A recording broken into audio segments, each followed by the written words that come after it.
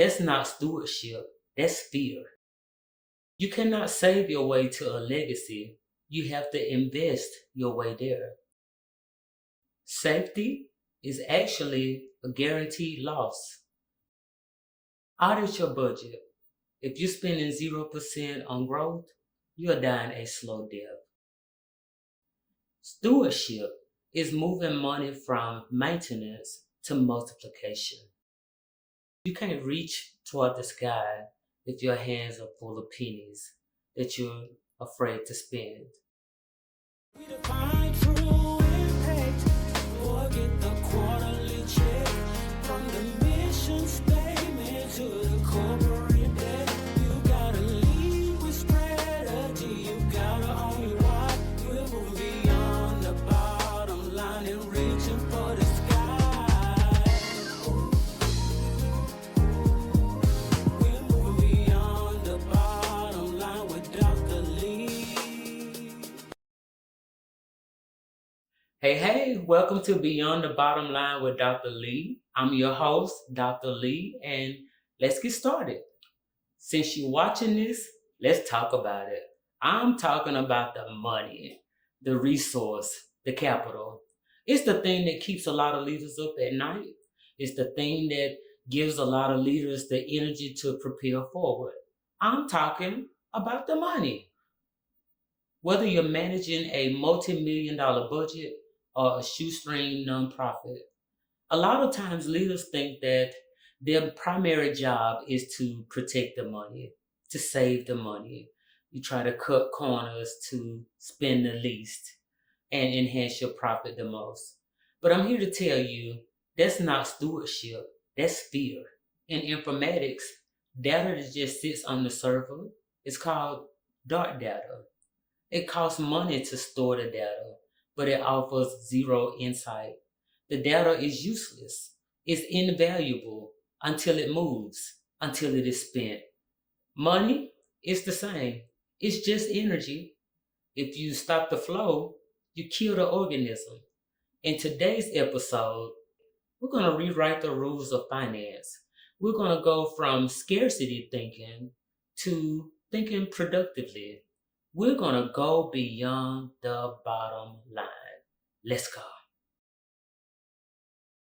This is a dangerous mindset that infects leaders. I call it the miser trap. In the corporate world, it may look like cost cutting. You may fire the research and development team in an effort to save the budget. In the ministry world, it may look like a poverty mindset where you won't fix the AC, or you'll pay the musicians less money, or you'll sacrifice a musician, all in the name of doing it for the Lord. You think you're being prudent, but you're actually creating stagnation. In systems theory, flow is life, blockage is death. You cannot save your way to a legacy. You have to invest your way there. The bottom line isn't a scoreboard of how much you kept, but it is, however, a scoreboard of how much you deployed effectively. Let's analyze the math. We like to look at the return on investment, the ROI. Let's say I give you $1 today. If you put it in a safe and come back to it 10 years later, it'll actually be less than the dollar because of inflation.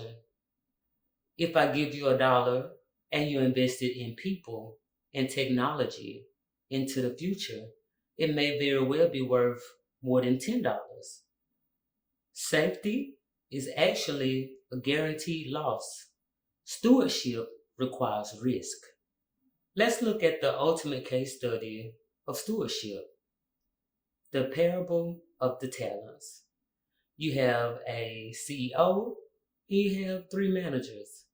And one of the managers took and invested in high interest ventures, and he doubled their money. He doubled the investment. And then the other manager, the second manager, invested in medium risk ventures. And guess what he did? He doubled the investment. But the last manager took and hid the investment, and there was no return on investment. And when the CEO came to see how his investments were doing, one of the managers were fired. Guess which one of it was? The one that took and hid it. Why? Because he squandered the potential of the investment. True stewardship isn't about guarding the vault. It's about taking a risk, taking a chance. You may lose the money on an experiment, but that experiment may change the world. So, how do we handle the resources without being reckless?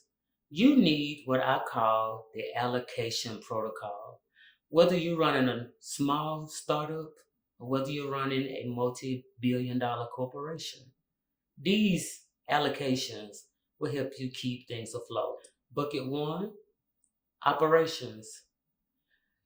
This is keeping the lights on. This is paying the rent. This should be about 70% of your income or your revenue. If you're spending about 95% of this, you might be in trouble. You're basically living paycheck to paycheck. You cannot afford to have a bad month, a bad quarter, to not reach your targets. You have no room to grow. Bucket two, this is the future. This is growth. This is research and development. This is that new community outreach program that you want to start. This is knowing that the investment you make today, you may not see an immediate return on it tomorrow, but it creates sustainable growth. If you're not spending anything on growth, on a future, you might not have one. Bucket three, the margin. This is your opportunity to say yes to another project. It's strategic reserves. If it fails, then it fails. It should be about 10% at most of your income, of your revenue. You will be able to survive a crisis if one were to happen. Uh, or you may look up and come up. Audit your budget. If you're spending 0% on growth, you're dying a slow death. Shift the allocation. Stewardship is moving money from maintenance to multiplication. Let me show you what happens when a corporation takes stewardship seriously. In 2006, 2 years before the Great Recession, the great financial crisis of America of the early 2000s, Ford Company took out a $23.4 billion loan and mortgaged everything, including the blue Ford logo itself. Wall Street called it crazy. Competitors mocked it. Why would Ford take out such a massive loan when everything was going good for them? But thankfully, the Ford Company CEO at the time knew how to forecast. He had a type of foreshadowing. He saw the danger that was looming. He saw what was happening with the housing market at the time. And he used what he could to strategically prepare for the storm that was coming. When 2008 hit, Ford was ready. While General Motors and Chrysler needed taxpayer bailouts, Ford had the cash reserves to weather the storm.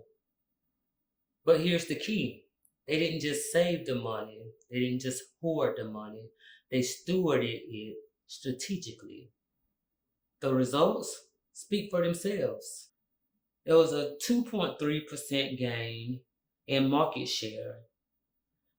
Stock price increased from $2 to $18 by 2012. They paid down the emergency borrowing ahead of schedule and became the American car company that did not need a bailout. But here's the most important part about Ford stewardship. It wasn't just about survival. It positioned them for growth. By 2010, they were hiring while their competitors were still cutting. And by 2012, they had paid off all of their debt and they were back marketable and profitable. Money carries a spiritual weight. It is the number one cause of anxiety for leaders. I know the fear of not making payroll. I know the fear of a donor walking away. But I want to leave you with something. You are not the source. You're a conduit. A pipe doesn't worry about where water comes from. It just worries about staying open to receive the water that is flowing. So if you open your hand, release your hand, be able to release the resources, release the finances. If you clench your hands closed too hard, you're not open to receive anything new. The lyrics of our theme song says, we're going beyond the bottom line and reaching towards the sky. You can't reach toward the sky if your hands are full of pennies that you're afraid to spend. Trust the process. Trust your vision. Trust your business. Trust the work that you put in. And invest. Invest in your people. Invest in your vision. And let's continue to reach towards the sky.